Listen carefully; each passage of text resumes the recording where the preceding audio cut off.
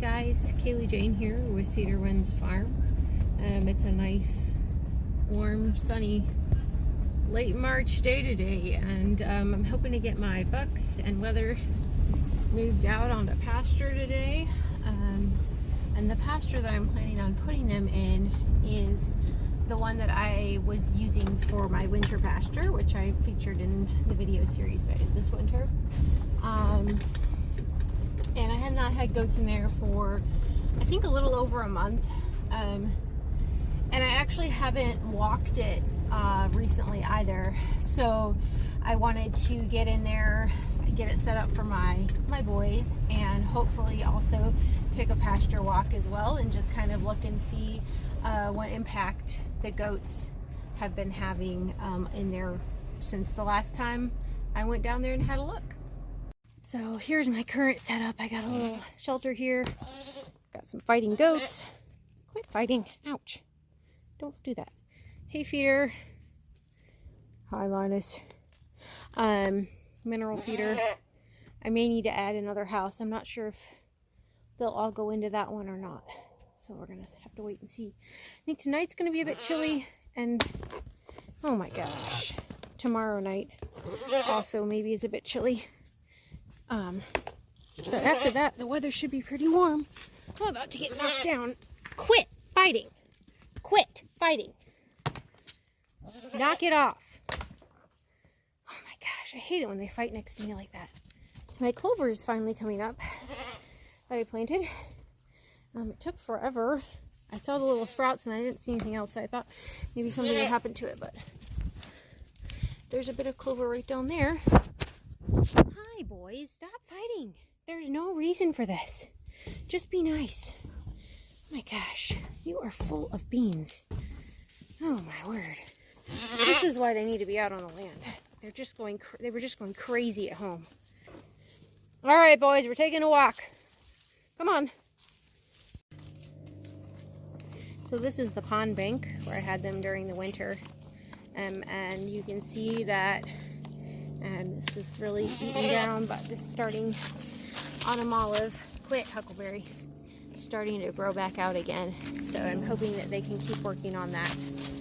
And oh my gosh, hopefully keep it from regrowing substantially. He is crazy. Oh my goodness. Anyways, so yeah, we got this pond bank here, and I'm gonna go look at the trees that they were stripping and see what those have done. So basically what I'm hoping for is that they've stripped some of these trees all the way around and actually girdled them. This one's almost all the way, but probably not enough to actually kill it. These are quite tough. So I don't know how effective they've been at actually killing these autumn olives by girdling them.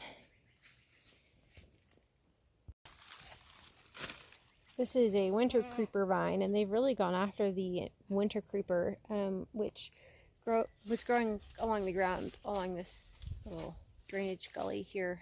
They were actually pulling the roots up out of the ground and eating them. And then this one here that was on this tree, they were chewing on that as well.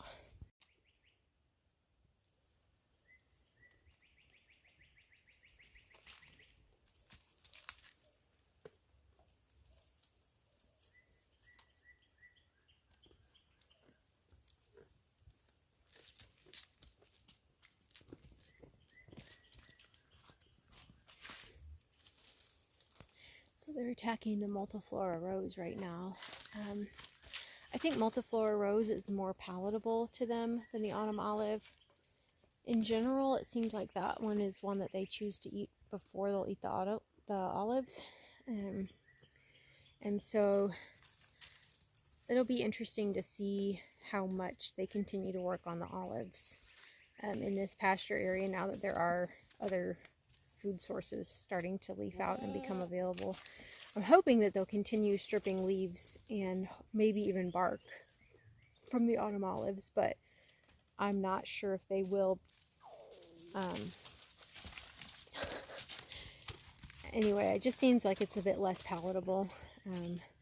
So they'll eat it if that's the only thing available, but in general, it seems like they prefer a lot of the other food species more than they do the autumn olives.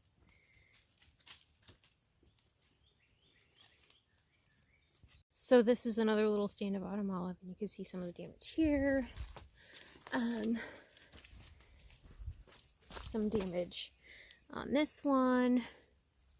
This is all old, obviously, because I haven't been in here for probably a month. This one has a lot of bark stripped away, but again, not completely girdled, so I'm not sure if it will. I mean, it's leafing out, so I don't think it's killed. Looking around here, see if there's any more that they stripped. Looks like maybe a couple over there have some damage. So yeah, I feel like this experiment was maybe kind of a mixed success. I feel like this past winter I had more success getting the goats to eat the autumn olives than I have in the past, because previously I've mostly focused on having them out on the land in the warm weather, and I feel like having them out in the winter definitely encouraged them to branch out and try some things they wouldn't normally go for, and so that was good.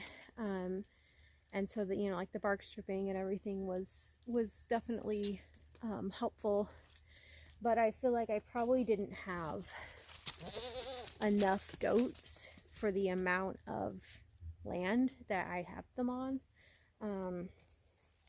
to really make a meaningful dent in the autumn olives. And so probably this will need to be grazed every winter for successive years to really make a dent in the mature trees, or I would need to have more goats or the same amount of goats in a smaller space to really have them feel pressured to focus on the specific trees that I want them to target.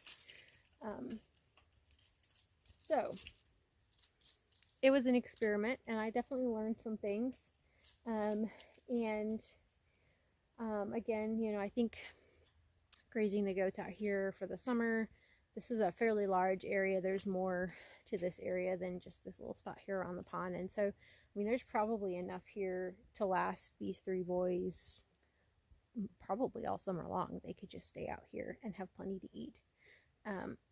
So I'm going to have them out here for a while, and we'll see what they continue to do. I'm hoping that they will at least kind of discourage some of the autumn olives that we have cut, that they'll kind of keep those sprouts under control so they won't be able to mature into trees. And maybe next winter we'll graze them all through here again and see what happens.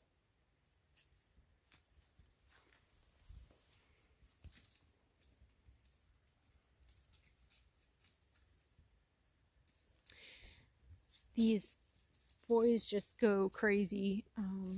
There comes a period of time every spring where I am like, I have got to get these goats out of this winter pen, because they start fighting, they start tearing stuff up, they start acting aggressive. It's like, oh my goodness, this is awful.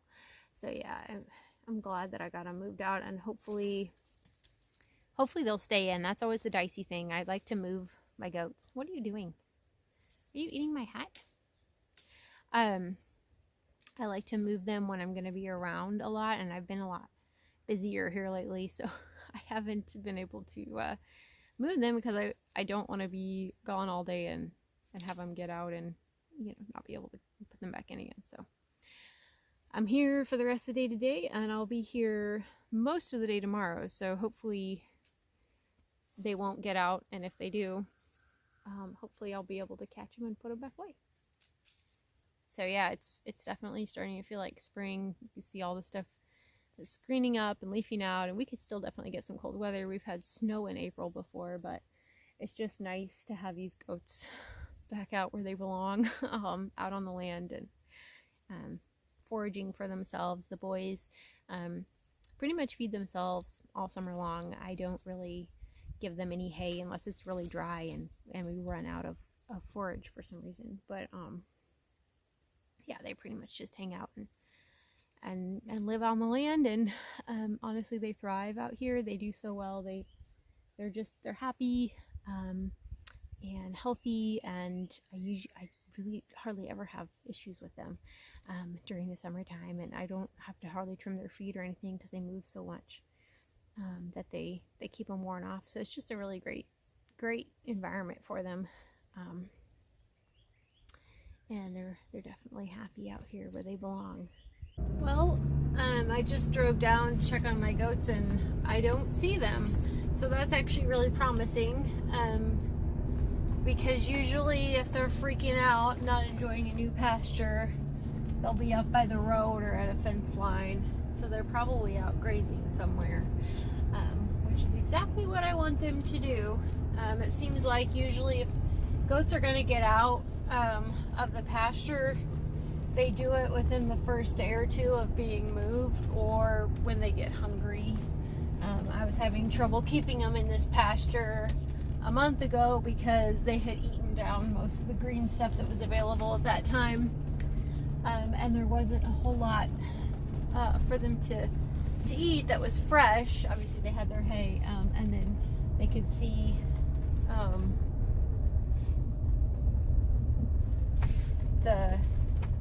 the green stuff on the other side of the fence, so that tempted them to jump out.